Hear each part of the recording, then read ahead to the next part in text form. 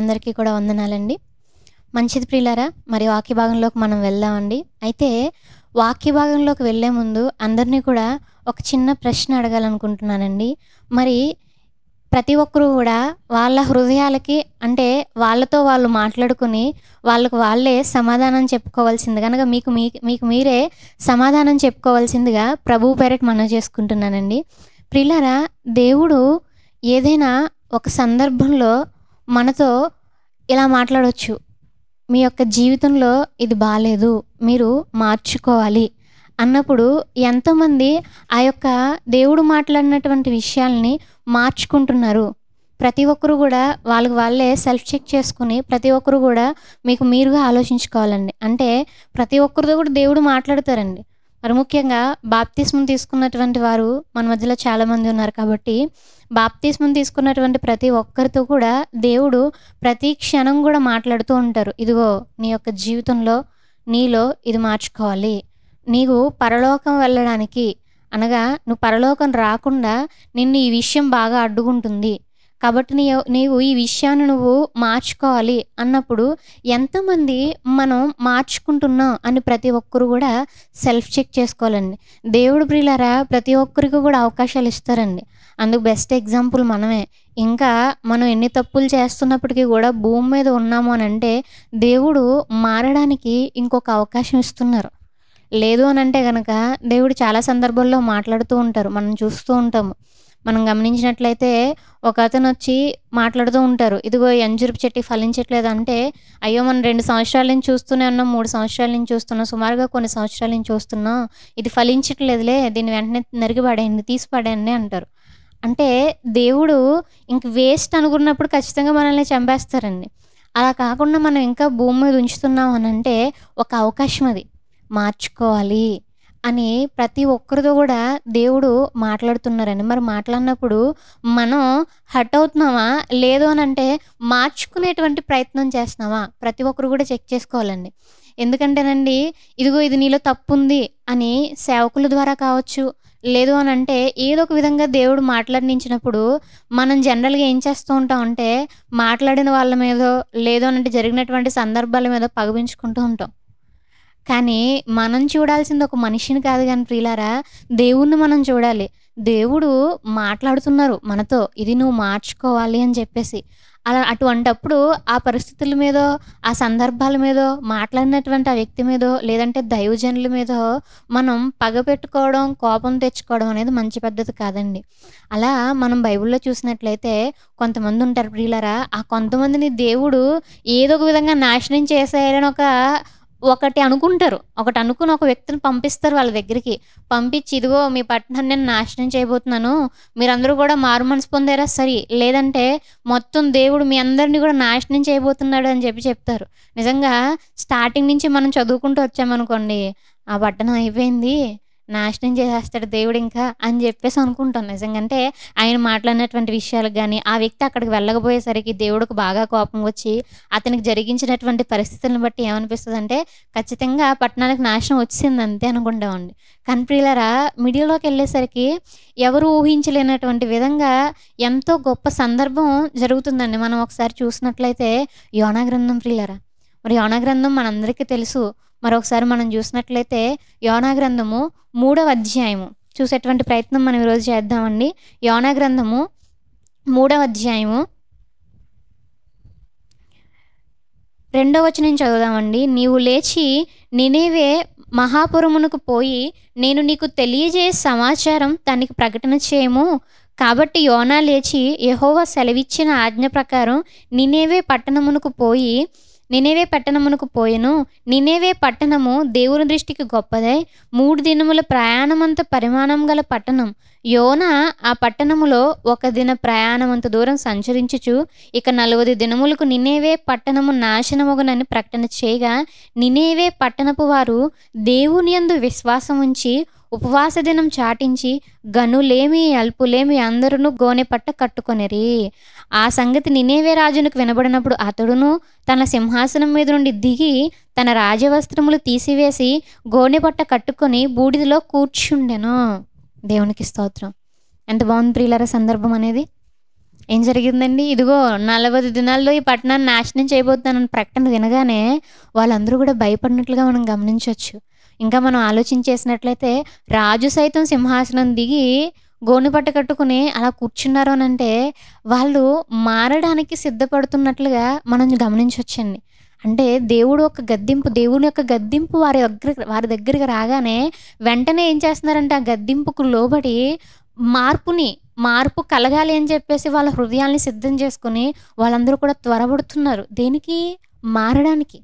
మారడానికి వాళ్ళందరూ కూడా త్వరపడుతున్నారండి. అయితే ప్రియులారా మనం ఆలోచన చేసినట్లయితే ఈ దినాన కూడా దేవుడు మనతో ఎన్నో సార్లు మాట్లాడారు. అవునంటారా? కాదంటారా?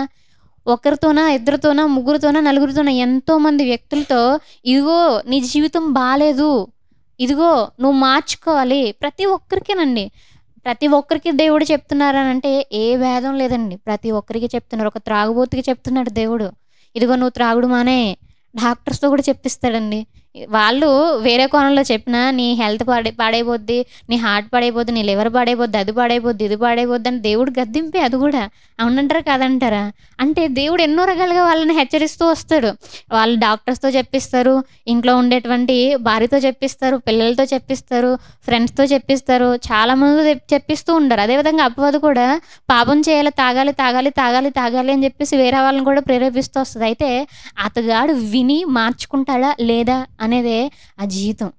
మార్చుకోవాలి. అదేవిధంగా ప్రియులారా ఒక త్రాగుబోతనే కాదు, త్రాగుబోతు దగ్గర నుంచి పైనున్నటువంటి అధికారుల వరకు ప్రతి ఒక్కరికి కూడా దేవుడు చెప్పిస్తూనే ఉంటారండి. ఈరోజు మనల్ని చూసినట్లయితే మనకు కూడా ముఖ్యంగా యవ్వన కాలంలో ఉన్నటువంటి యవ్వనస్తులకి, యవ్వన కాలంలో ఉన్నటువంటి యవ్వన బిడ్డలకి ప్రతి ఒక్కరితో కూడా దేవుడు మాట్లాడిస్తూ ఉంటారు. సేవకులతో చెప్పిస్తూ ఉంటారు. వాక్యంతో గద్దిస్తూ ఉంటారండి. ఏమని? యవ్వన కాలంలో ఉన్నటువంటి ఒక అబ్బాయి ఆడపిల్లల దగ్గరికి వెళ్తుంటే సేవకులతో గద్దిస్తూ ఉంటారు. ఇదిగో నువ్వు యవ్వన కాలంలో యవ్వనస్తులకు దూరంగా ఉండాలి. ఎగ్జాంపుల్స్ మాట్లాడుతుంటారు. యోసేపుని చూడలేదా నువ్వు? అంటే ఒక పాఠం దేవుడు చెప్తున్నారు మనకి. అది మనం నేర్చుకున్నాం అనుకోండి బావుంటది. లేదనంటే గొప్ప గుణపాఠం నేర్చుకోవాల్సొస్తది. అవునంటారా? కాదంటారా? అదేవిధంగా ఒక మూవీ చూస్తున్నా, ఒక సాంగ్ చూస్తున్నా దేవుడు మాట్లాడుతూ ఉంటారు. ఎందుకమ్మా లోకంతో? ఎందుకమ్మా నీకు లోకంతో పొత్తు? వద్దమ్మా. వద్దు. అది కరెక్ట్ కాదు. చెప్పిస్తూ ఉంటారు. అదేవిధంగా పిల్లలు కొంతమంది రాంగ్ డెసిషన్స్ తీసుకుంటూ ఉంటారు. రాంగ్ డెసిషన్స్ ఎలా తీసుకుంటారంటే, ముఖ్యంగా కొంతమందిని నేను చూసినట్లయితే అమ్మాయిలు కావచ్చు, అబ్బాయిలు కావచ్చు, వివాహ విషయంలో మాట. వివాహ విషయంలో కూడా ఎలాంటివి తీసుకుంటారంటే వాళ్ళు, దేవుడు చెప్తున్నారు గదక్క! దేవుడు ఏం చెప్తున్నారు? దేవుడు మ్యారేజ్ అయిన తర్వాత ప్రవర్తనతో కూడా మార్చుకోవచ్చని చెప్తున్నారు కదా! మార్చుకోవచ్చు. కాబట్టి ఆ అబ్బాయికి దేవుడు తెలియనప్పటికీ, ఆ అమ్మాయికి దేవుడు తెలియనప్పటికీ నేను పెళ్లి చేసుకొని మార్చుకుంటాను అని మాట్లాడతారండి. అంటే ఒక రాంగ్ డెసిషన్. అప్పుడు దేవుడు గద్దిస్తారు. ఎలా గద్దిస్తారు? అమ్మా ఇంకా ఆ ఒక్క రిఫరెన్స్‌ని మనం ఆలోచించామనుకోండి చాలా బావుంటదండి. ఆ ఒక రిఫరెన్స్‌ని మనం ఆలోచించేసినట్లయితే ఒక అమ్మాయి ఉంది. ఆ అమ్మాయికి దేవుడు తెలీదు. దేవుడు తెలియనటువంటి సమయంలో వివాహం చేసుకున్న తర్వాత దేవుడిని తెలుసుకుంది. ఇప్పుడు ఆ అమ్మాయికి ఇంకే పాసిబిలిటీస్ లేవు. అప్పుడు ఏం చేస్తది ఆ అమ్మాయి? మార్చుకోవాలి ప్రవర్తనతో. ఆ కండిషన్ పట్టుకొచ్చి ఆ అమ్మాయిలు, అబ్బాయిలు ఏం చేస్తూ ఉంటారంటే, వాళ్ళ సొంత కండిషన్స్‌కి అప్లై చేసుకుంటూ ఉంటారు. ఎలాగా? ఇదిగో ఇందాక చెప్పినట్లు నేను పెళ్లి చేసుకొని మార్చుకుంటాను. అది నీకా? వాళ్ళకా? బాగా మనం ఆలోచన చేసినట్లయితే గనక, ముందు ఒక గుంటుందనుకోండి. ఆ గుంటలో కావాలని పడిపోయి, నాకు తాడొస్తదిగా నేను పైకొస్తా అంటే ఎలా ఉంటది? అది మూర్ఖత్వం అంటారు. అవునా కదా? దేవుడు నువ్వు గుంటలో పడకూడదమ్మా అన్నారు. ఇప్పుడు తెలియక పడ్డారనుకోండి ఎవరైనా, తాడేసి పైకి రా తల్లి అంటారు. తాడేసి పైకి రా బాబు అని అంటారు. అలా కాకుండా నీకు నువ్వే దూకేసి తాడొస్తదిగా అంటే ఎవరికి ఇవ్వాలనిపించదు. అంతేనా కదా? అంటే ఇట్లా రాంగ్ డెసిషన్స్ తీసుకునే టైంలో కూడా దేవుడు ఏం చేస్తారు? గద్దిస్తారు. మరి ఆ గద్దింపుకు నువ్వు లోబడుతున్నావా లేదా? ఆలోచించేయాలి. యవ్వన ఉన్నటువంటి యవ్వన బిడ్డలందరూ కూడా. ఆ గద్దింపుకి నువ్వు లోబడుతున్నావా లేదా? లోబడ్డామంటే జీవితం చాలా బావుంటదండి. లోబడలేదనుకోండి ఇంకుంటది చూడండి. ఒక సంవత్సరానికో, 2 సంవత్సరాలకో ఫోన్ కాల్స్ వస్తా ఉంటాయి. ఎవరమ్మా అంటే, అదేనండి నేను ముందు చెప్పాను కదండీ! మీరన్నట్టుగానే జరిగిందండి. మరి ఇతను ఇలా ఉన్నాడండి. మరి చెప్పాను కదా తల్లి అనంటే, ఆ టైంలో అలా అయిపోయిందండి. ఇంకంతే ఇంకేం చేస్తుండే ఆ టైంలో అలా అయిపోయిందండి. అంటే దెయ్యం కూడా రిఫరెన్స్‌లని వేరేగా కనెక్ట్ చేస్తూ ఉంటది. అటువంటి సమయంలో మనం ఆలోచించాలి. ఇది దేవుడు మాట్లాడుతున్నారా? ఇది దెయ్యం మాట్లాడుతుందా? బైబిల్ చదివేటప్పుడు 4W ఫార్ములా అనేది దైవజనులు చెప్పారండి. అందులో ఒక ఫార్ములా ఎవరితో మాట్లాడుతున్నారు, ఒక ఎవరితో మాట్లాడుతున్నారో చూసుకోవాలి. ఇక్కడ గూడా దెయ్యం నాతో మాట్లాడుతుందా? దేవుడు నాతో మాట్లాడుతున్నారా? అనేది చెక్ చేసుకోవాలి. అలా చెక్ చేసుకోకపోతే ఎలా ఉంటది జీవితం అనేది? చాలా అస్తవ్యస్తంగా ఉంటది. అదే ఒక జాబ్ విషయంలో కూడా అంతే. జాబ్ విషయంలో గూడా నువ్వు ఆ జాబ్‌కెళ్తే మంచి పరిస్థితులుండవు. ఫర్ ఎగ్జాంపుల్‌కి బార్ షాప్‌లో వర్క్ చేసేటువంటి పాసిబిలిటీ వచ్చింది. అప్పుడు నువ్వు నాకు దేవుడు జాబ్ ఇచ్చేసాడు అనుకోవడం కరెక్టా? దేవుడిస్తాడా? ఆలోచించండి. పరిస్థితులు బాలేదు కదండీ! నువ్వు వెయిట్ చేయాలి. అలా కాకుండా దేవుడు నాకు జాబ్ ఇచ్చేసాడు అని చెప్పేసి నువ్వు అలా అనుకుని అందులోకెళ్ళిపోతే పరిస్థితులు ఎలా ఉంటాయి తర్వాత? అంటే అది ఎవరిచ్చినటువంటి అవకాశం? ఆలోచించాలి. అది ఎవరిస్తున్నటువంటి గద్దింపు? ఎవరిస్తున్నటువంటి అవకాశం? ఎవరు చెప్తున్నటువంటి మాటలు అని చెప్పేసి మనం ఆలోచించాలి గానీ, గుడ్డితనంగా మనం అలా వెళ్ళిపోకూడదండి.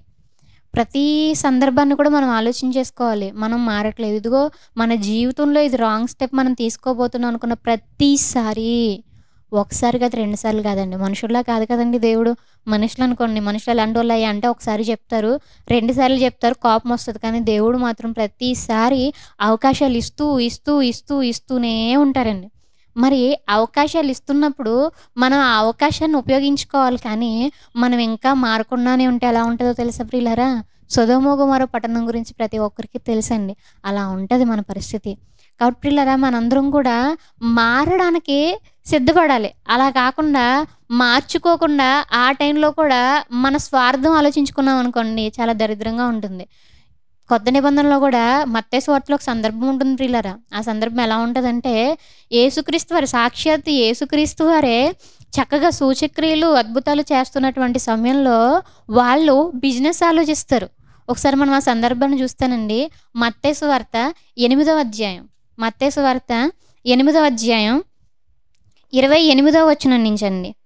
ఆయన అద్దరినున్న గదరేనీయుల దేశము చేరగా దెయ్యములు పట్టిన 2 మనుషులు సమాధులలో నుండి బయలుదేరి ఆయనకు ఎదురుగా వచ్చిరి. వారు మిగుల ఉగ్రులైనందున ఎవడునూ ఆ మార్గమును వెళ్ళలేకపోయెను. వారు, ఇదిగో దేవుని కుమారుడా, నీతో మాకేమి కాలం రాకమునుపే మమ్మను బాధించుటకు ఇక్కడ వచ్చితివా అని కేకలు వేసిరి. వారికి దూరమున గొప్ప పందుల మంద మేయుచుండగా ఆ దెయ్యములు, నీవు మమ్మను వెళ్ళగొట్టిన యెడల ఆ పందుల మందలోనికి పోనిమ్మని ఆయనను వేడుకొనెను. ఆయన వాటిని పొమ్మనగా అవి ఆ మనుష్యులను వదిలిపెట్టి ఆ పందులలోనికి పోయెను. ఇదిగో ఆ మందంతయు ప్రపాతం నుండి సముద్రంలోనికి వడిగా పరుగెత్తుకుని పోయి నీళ్లలో పడి చచ్చెను. వాటిని మేపుచున్న వారు పారిపోయి పట్టణములోకి వెళ్ళి జరిగిన కార్యములన్నీయు దెయ్యములు పట్టిన వారి సంగతియు తెలిపిరి. ప్రియులారా, కళ్ళ ముందు ఇంత గొప్ప అద్భుతం జరిగితే ఎలా ఉంటదండి? దెయ్యాలు పట్టే వాళ్ళకి. దెయ్యాలు పట్టినప్పుడు దేవుని కుమారుడు ఏం చేశారయ్యా అంటే వెళ్ళి ఆ దెయ్యాలను వదలగొట్టారు. అదే ఎంత గొప్ప అద్భుతం అది. ఆ దెయ్యాలు పట్టినోళ్ళంటే ఎలా ఉంటారో తెలుసు కదండీ! దెయ్యాలు పట్టినోళ్ళు ఎలా ఉంటారో, మనుషుల్లో ఉండరు వాళ్ళు. ఎవరు వెళ్తే ఆళ్ళని కొడతా ఉంటారు. వాళ్ళకి వాళ్ళే హాని చేసుకుంటా ఉంటారు. చాలా సందర్భాలు మనం చూస్తాం మత్తయి సువార్తలో. అమ్మో! ఏంది ఇలా ఉన్నారని చెప్పేసి భయమేస్తది వాళ్ళని చూసినప్పుడు. అవునా కాదా? జనరల్‌గా మనం చూసామనుకోండి లోకంలో మైండ్ సరిగ్గా బాలేని వాళ్ళని మనం చూస్తే దగ్గరికి వెళ్తారా? ఎవరైనా సాహసం చేస్తారా? అమ్మో! పిచ్చోడు ఏం చేస్తాడో? అమ్మో! పిచ్చిది ఏం చేస్తదో? అనుకుంటారా లేదా? అనుకుంటారు కదా! ఖచ్చితంగా ఎవరు వెళ్ళడానికి సాహసం చేయరు. ఆళ్ళెక్కడ మనకు హాని చేస్తారో అని చెప్పేసి. అయితే మైండ్ సెట్ కాదులే గానీ దెయ్యం పట్టేసింది. దెయ్యం అంటే మొత్తం మైండ్ మొత్తాన్నే పాడు చేసి పడేస్తది. ఇంకా 10 మందిని నాశనం చేద్దాం అనుకుంటా ఉంటది. అలాంటప్పుడు వీళ్ళు దెయ్యాలు వెళ్ళగొట్టినప్పుడు ఏమైపోవాలి ఆ ఊరంతా? మనం ఏమనుకుంటాం తెలుసా? అసలు ఆ సందర్భం చూడడం కళ్ళకి చాలా అదృష్టం అది. చాలా గొప్పదసలా. అసలు కన్నుల పండగది. ఏమైనా ఉందా?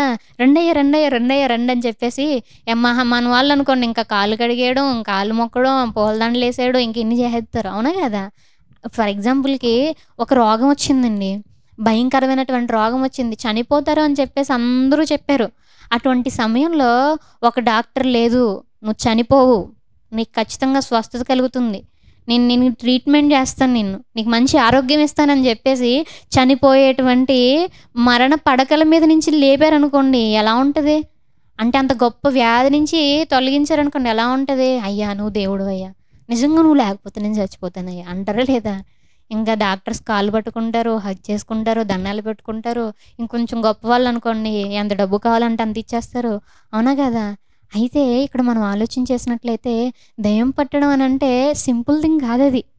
అటువంటి దెయ్యాన్ని వదలగొట్టినప్పుడు వాళ్ళందరూ ఎలా ఫీల్ అవ్వాలి? చాలా హ్యాపీగా ఫీల్ అవ్వాలా లేదా అండి? హ్యాపీగా ఫీల్ అవ్వాలి. కానీ పిల్లలు మనం ఆలోచన చేసినట్లయితే ఎలా ఉందనే ఒక సందర్భాన్ని మనం చూసామనుకోండి. 34వ వచనం.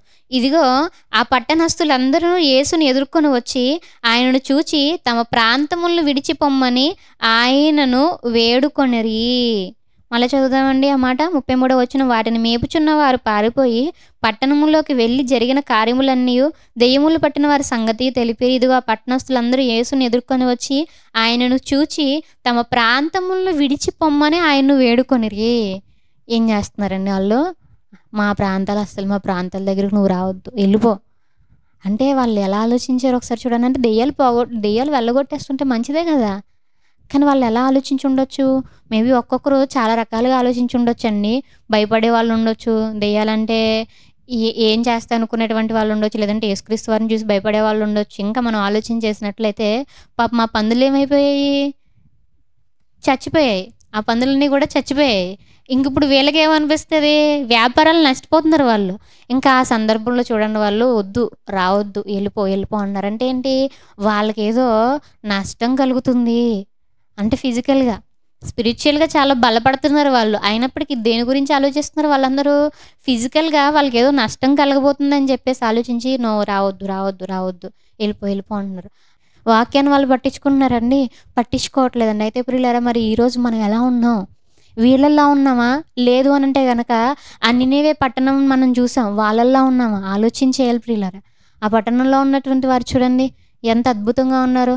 పోనీ మనం చూసినట్లయితే అది పాత నిబంధన గ్రంథం అండి అని చెప్పేసి మనం తీసుకున్నాం అనుకోండి. ఓకే, వాళ్ళని కాసేపు పక్కన పెడితే కొత్త నిబంధనలోనే, నూతన నిబంధనలోనే ఇంకొక సందర్భం ఉంటుందండి. ఆ సందర్భాన్ని మనం చూసేటువంటి ప్రయత్నం చేద్దామండి. అది కూడా చాలా బాగుంటుంది ప్రియులారా.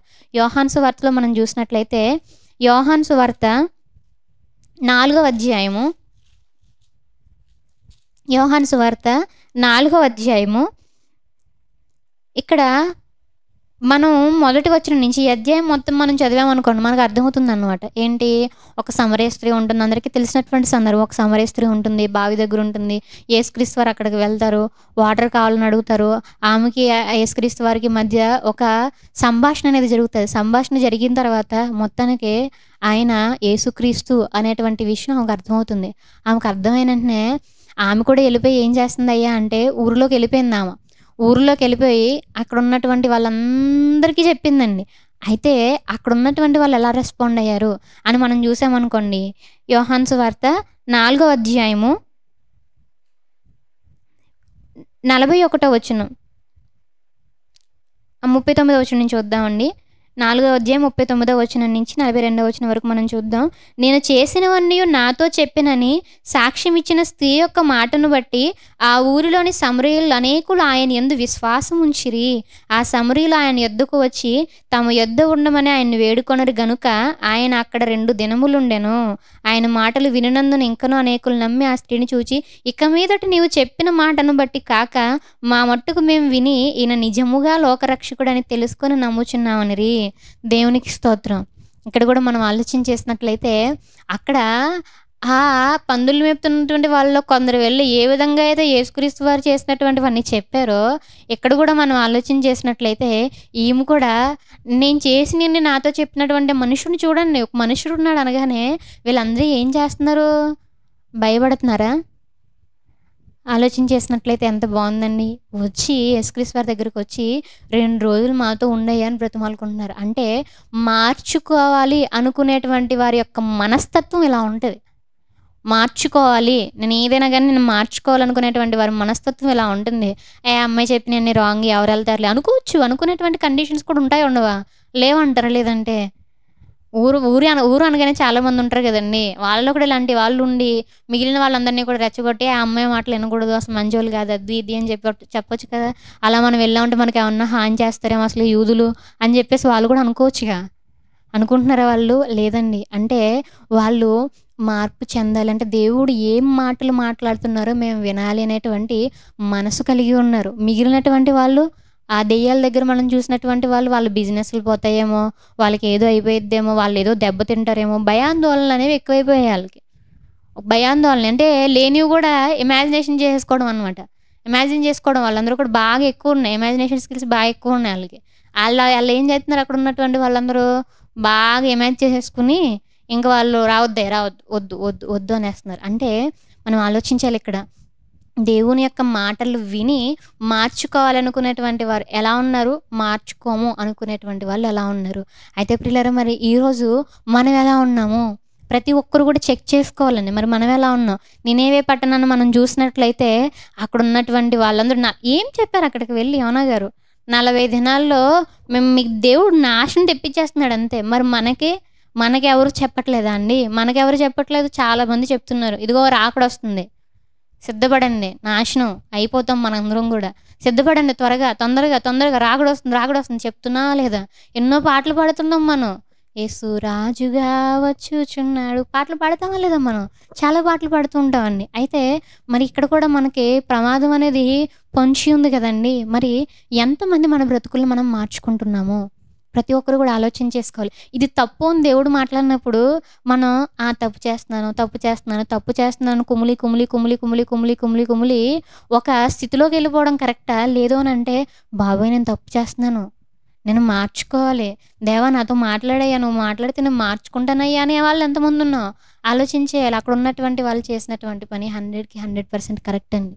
మరి ఇక్కడ వీళ్ళు చేస్తున్నటువంటి పని సాతాను యొక్క పని అదంతా కూడా. సాతాను మారనివ్వకుండా దేవుని యొక్క మాటలు విననివ్వకుండా చేస్తది. 3 గంటల మూవీ అనుకోండి ఏం చేస్తారు? అలా కళ్ళు అలా పెట్టి చూస్తారు స్క్రీన్ వైపు. అవునా కాదా?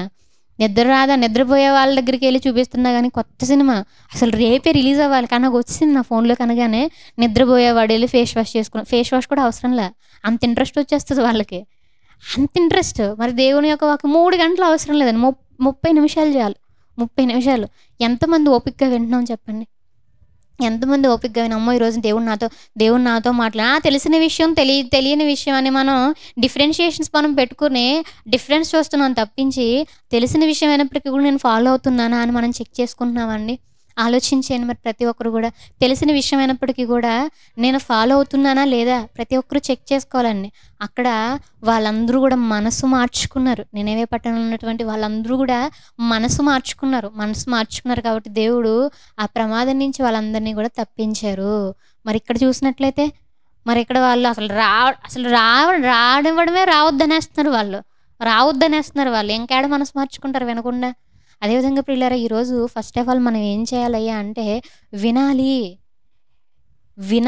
విని మనం ఏం చేయాలయ్యా అంటే విశ్వాసం పెంచుకోవాలి. వినాలి మనందరం కూడా.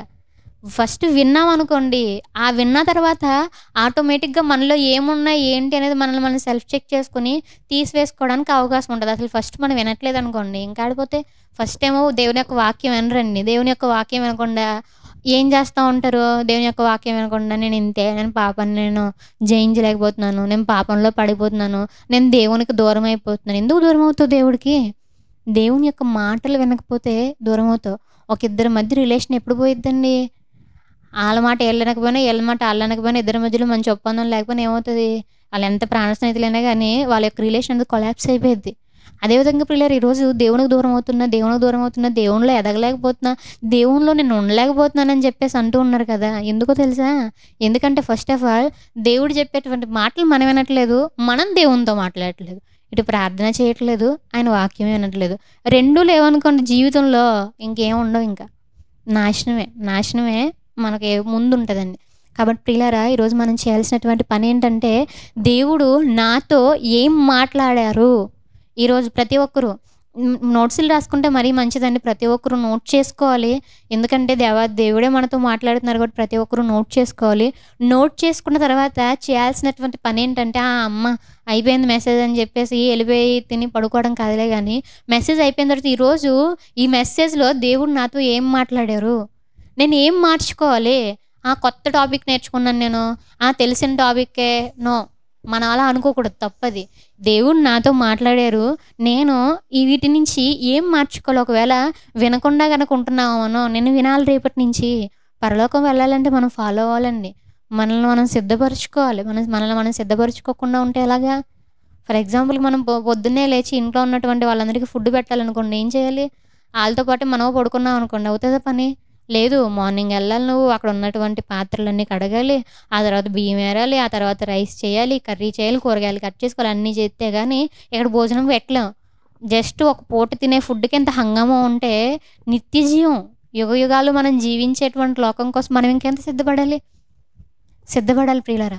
ఒక కర్రీ చేయడానికి అది బాగా రావాలని ఎంత కష్టపడతారంటేనండి కొంతమంది ఒక ఛానల్ చూడరు. తెలియనటువంటి వంటకం అనుకోండి అది. కొత్త వంట అనుకో ఎలా ఉంటది పరిస్థితి? ఒక్క ఛానల్ కాదు. ఇంకో ఛానల్ ఏం చెప్తారు? ఇంకో ఛానల్ ఏం చెప్తారు? ఇంకో ఛానల్ ఏం చెప్తారు? 4, 5 ఛానల్‌లు చూసి ఫైనల్‌గా ఒక డెసిషన్‌కొచ్చి ఇలా చేద్దాం అని వీళ్ళకి కొత్తయి మళ్ళీ అందులో కలుపుకొని అప్పుడు గాని చేసి వంట పెట్టి ఎలా ఉంది? టేస్ట్‌గా ఉందా? అడుగుతారు. అవునా కాదా? ఆఫ్టర్ ఆల్ ఒక పూట తినేటువంటి ఫుడ్‌కే ఒక కర్రీకే అంత సిద్ధపడుతున్నారు కదండీ! మరి దేవుని కోసం మనం ఇంకెంత కష్టపడాలండి? దేవుని కోసం ఎంత సిద్ధపడాలండి? ఒక వంట చేసినంత ఇంట్రెస్ట్ కొత్తది ఏదైనా కొత్త ఐటెమ్ చేసినప్పుడు ఇంట్రెస్ట్ ఉంటది చూడండి. చెల్లి వాళ్ళలో గానీ, పెద్దవాళ్ళలో గానీ ఇంట్రెస్ట్ ఉంటది. చాలా బావుంటది ఇంట్రెస్ట్. చాలా హై లెవెల్‌లో ఉంటది. ఏదో విధంగా చేయాలి అని చెప్పి. మరి దేవుని యొక్క వాక్యం చదివేటప్పుడు, దేవుని యొక్క వాక్యం మనం చదివేటప్పుడు అంత ఇంట్రెస్ట్ పెడుతున్నామా? ఆలోచించాలి. అదేంటండి వంటతో పోల్చారు అనంటే, మన డైలీ, డైలీ జీవితంలో జరిగేది కాబట్టి నేనది పోలుస్తున్నానండి. లేకపోతే దీనికి దానికి పోలిక లేదు కానీ, జనరల్‌గా అంటే శరీర సంబంధమైన వాటి కోసం మనం అంత ఆసక్తి చూపిస్తున్నప్పుడు, ఆత్మానుసారంగా ఆత్మకు సంబంధించినటువంటి వాటి మీద మనం ఇంకెంత శ్రద్ధ చూపించాలి? ప్రతి ఒక్కరు ఆలోచించాలి ప్రియులారా. కాబట్టండి దేవుడు మనతో ఏం మాట మాట్లాడినా వెంటనే అది మనం మార్చేసుకోవాలండి. లేదంటే నాశనం మన కళ్ళ ముందు ఉంటదంతే. ఇప్పుడు ఒకసారి మనం ఈ విధంగా మనం ఆలోచిద్దాం. యోనా గ్రంథం ఇలా ఉంది కాబట్టి సరిపోయింది. ఇలా కాకుండా యోనా గారు వెళ్ళి 40 దినాలు చాటించి చెప్పినా గాని ఎవ్వరు మారలేదనుకోండి. ఏమవుతది? బుక్ ఉన్నప్పటికీ కంక్లూజన్ ఎలా ఉంటది తెలుసా? వాళ్ళ మాట వినలేదు కాబట్టి దేవుడు ఆ పట్టణం మొత్తాన్ని సముద్రంతో ముంచి పడేసారంతే. ఆ పట్టణం మొత్తాన్ని గూడా అగ్నిగంధకాలు కురిపించి చంపేసారంతే. ఏదో విధంగా చంపేస్తారు గదా దేవుడు. ఏం అవసరంలా జనరల్‌గా మనం ఆలోచన చేసినట్లయితే అందరికీ కూడా హార్ట్ అటాక్‌లు తెప్పించి చంపించేయొచ్చు. లేదంటే సింపుల్‌గా ఒక 20 దోమలను పంపించారనుకోండి. టప్ టప్ టప్ టప్ అని కుట్టుకుంటూ ఎళ్ళిపోయాయనుకోండి. డెంగ్యూ రావచ్చు. టప్‌మని అందరూ చనిపోవచ్చు. అలా ఉండేది దాని కంక్లూజన్. కానీ వాళ్ళేం చేశారు? మార్చుకున్నారు. వాళ్ళు మార్చుకున్నారు కాబట్టి ఈరోజు మనం వాళ్ళ గురించి చదువుకుంటున్నాం. అలాగే ప్రియులారా మనం ఆలోచన చేసినట్లయితే మనం కూడా దేవుడు మాట్లాడినప్పుడు, మనతో కూడా దేవుడు మాట్లాడినప్పుడు మనం కూడా మార్చుకుని నిలబడ్డాం అనుకోండి. దేవుడు అనేక మందికి, అనేక వేల మందికి ఒక ప్రీచర్‌గా మనల్ని నిలబెట్టొచ్చు. అనేక వేల మందికి ఒక మాదిరిగా మనల్ని నిలబెట్టొచ్చు. ఇదిగో ఈరోజు మనం చదువుకుంటున్నటువంటి భక్తులు ఆ రోజు వాళ్ళ జీవితాలను మార్చుకున్నారు కాబట్టే వాళ్ళు మనుషులే కదండీ! వాళ్ళు మనుషులే, మనము మనుషులమే. వాళ్ళ జీవితంలో ఏం శోధనలు ఉండవంటారా? వాళ్ళు మనుషులు కారంటారా? వాళ్ళకి ఏమి ఆలోచనలొచ్చుండవా? వచ్చాయి వాళ్ళకి కూడా. కాకపోతే వాళ్ళు మనిషి కాబట్టి ప్రతి ఒక్కరికి వస్తాయి. ఏవండీ దేవుని యొక్క కుమారుడు భూమి మీదకొచ్చినప్పుడే మనం ఆలోచన చేసినట్టు ఎన్ని శోధనలండి. అపవాది మనం ఆలోచన చేసినట్లయితే మత్తయి సువార్త అది 4 అధ్యాయంలో మనం చూసినట్లయితే ఎన్ని పెడతదండి తీసుకొచ్చి కళ్ళ ముందు. వాటన్నిటిని ఆయన తట్టుకొని నిలబడ్డారా లేదా? నిలబడ్డారు. ఆయనకే వచ్చినప్పుడు మనం ఆలోచన చేసినట్టయితే ప్రతి ఒక్కరికి కూడా వస్తాయి. మరి వాళ్ళకు సాధ్యమైంది మనకెందుకు సాధ్యం కాదు? సాధ్యం అవుతది ఆసక్తి ఉంటే. సాధ్యం అవుతది మనం నిలబడితే. మనం నిలబడ్డామనుకోండి, దేవుడు ఎటువంటి వారంటేనండి, మనం నిలబడాలి అంతే. నిలబడతామా లేదా భయపడిపోతామా అని చూస్తున్నాం. మనం ఆలోచన చేసినట్లయితే గొల్లియాతు అనేటువంటి అంత పెద్ద ఆకారాన్ని మనం చంపగలమా? ఆలోచన చేయండి. గొల్లియాతు అంత పెద్ద ఆకారం వద్దులే గానీ, జస్ట్ మనకంటే కొంచెం బలంగా ఉంటారు గదండీ! మనకంటే కొంచెం బలంగా ఉన్నటువంటి వాళ్ళ దగ్గరికెళ్ళి ఒక కుస్తీ పోటీ పెట్టుకున్నామనుకోండి, చెయ్యి ఇలా పెట్టి, చెయ్యి ఇట్లా వణికిపోయి కింద పడిపోయిద్ది. మరి గొల్లియాతు పరిస్థితి ఏంటి? గొల్లియాతుని మనం చూస్తేనే మనం ఇంకా భయపడిపోతాం. అవునా కాదా? మరి దావీదు గారికెందుకు సాధ్యమైంది? మనం ఆలోచన చేసినట్లయితే దావీదు గారిదా విజయం దేవుడిదా? దేవుడిదేనండి. ముమ్మాటికి మనం ఆలోచన చేసినట్లయితే అది దేవుడిదే ఆ విజయం అనేది. కానీ నిలబడ్డారు దావీదు గారు నేను చేస్తాను తండ్రి అని. ఆయనకి ఏం చేశారు? బలాన్నిచ్చారు. బలాన్నిచ్చారు కాబట్టి ఆయన ఎళ్లి కొట్టాడు, పడ్డాడు అంతే. అదే విధంగా ప్రియులారా ఈరోజు కూడా తండ్రి నేను వీటిని జయించలేకపోతున్నాను. తండ్రి నాకు ఈ లోకాశలన్నీ కూడా నా కళ్ళ ముందున్నాయి. తండ్రి నా పరిస్థితి ఇలా ఉంది నాకు సహాయం చేయండి. నేను చేయగలను తండ్రి నాకు సహాయం చేయండి అనంటే ఆయన సహాయం చేయరండి? చేస్తారు ప్రియులారా. కాబట్టి ప్రతి ఒక్కరు కూడా ఈరోజు ఒక ప్రార్థన చేయండి. ప్రభువా, నేను ఈ బలహీనతలతో ఉన్నాను. ప్రభువా, ఇవన్నీ కూడా నన్ను వేధిస్తున్నాయి. వీటి వల్ల నేను దూరం అవుతున్నాను. నాకు సహాయం చేయ్యా, నువ్వు ఖచ్చితంగా నాకు సహాయం చేస్తావు అని చెప్పి మనం అడిగితే ఖచ్చితంగా దేవుడు సహాయం చేస్తారు. కాబట్టి ప్రియులారా, దేవుని యొక్క అలా మనం సహాయం చేసేటువంటి సమయంలో దేవుడు ఎన్నో విధాలుగా మాట్లాడుతూ ఉంటారు. ఫర్ ఎగ్జాంపుల్‌కి మనకొక అలవాటు ఉంది. ఆ అలవాటు మానపడానికి దేవుడు ఎంతో మందితో మాట్లాడుతూ ఉంటారు. అప్పుడు ఆ మాటలు విన్నప్పుడు మనం అలర్ట్ అవ్వాలి వెంటనే. అలర్ట్ అయ్యి మనందరం కూడా ఓకే, దేవుడు మాట్లాడుతున్నాడు, మార్చుకోవాలి, మార్చుకోవాలి, మార్చుకోవాలి, మార్చుకోవాలని మార్చుకుంటూ వెళ్ళిపోయామనుకోండి, జీవితం అనేది చాలా బాగుంటుంది ప్రియులారా. కాబట్టి ప్రతి ఒక్కరు కూడా దేవుడు మనతో మాట్లాడుతున్నప్పుడు, దేవుడు గద్దిస్తున్నప్పుడు వెంటనే ప్రతి ఒక్కరు కూడా అలర్ట్ అయ్యి చేంజ్ చేసుకోవాలని చెప్పేసి ప్రభు పేరట మనవి చేసుకుంటున్నానండి. ప్రార్థన చేసుకుందాం. ప్రార్థన. పరలోకమందున్న మా తండ్రి, దయగల దేవ, ప్రేమగల తండ్రి, పరిశుద్ధుడా అయ్యా, ఇది నాన్న మాతో ఎంతో అద్భుతమైనటువంటి రీతిలో మాట్లాడినటువంటి విధానాన్ని బట్టి కృతజ్ఞతలు తండ్రి. తండ్రి, మేము మార్చుకోవాలి, మీ యొక్క గద్దింపుని మేము వెంటనే వినాలి అనేటువంటి విషయాన్ని తెలియజేశారు. మీరే మాతో మాట్లాడారు తండ్రి. దాన్ని బట్టి మీకే కృతజ్ఞతాస్తుతులు చెల్లించుకుంటున్నాను నాయన. తండ్రి, మరి మీ చిత్తానుసారంగా తండ్రి వాక్యం విన్నటువంటి ప్రతి బిడ్డ కూడా తండ్రి వాళ్ళ యొక్క హృదయాలను మార్చుకుని వారి యొక్క జీవితాలను ముందుకు సాగించే విధంగా సహాయం చేయమని కోరుకుంటూ, విన్నటువంటి ప్రతి బిడ్డని కూడా దీవించి ఆశీర్వదించమని కోరుకుంటూ, ఆది నుంచి అంతవరకు ఈ మెసేజ్ అంతటినీ కూడా నడిపించిన విధానాన్ని బట్టి మరి ఒకసారి కృతజ్ఞతాస్తుతులు చెల్లించుకుంటూ ఈ యొక్క ప్రార్థన క్రీస్తు వారి పేరిట అడిగి వేడుకుంటున్నాం తండ్రి.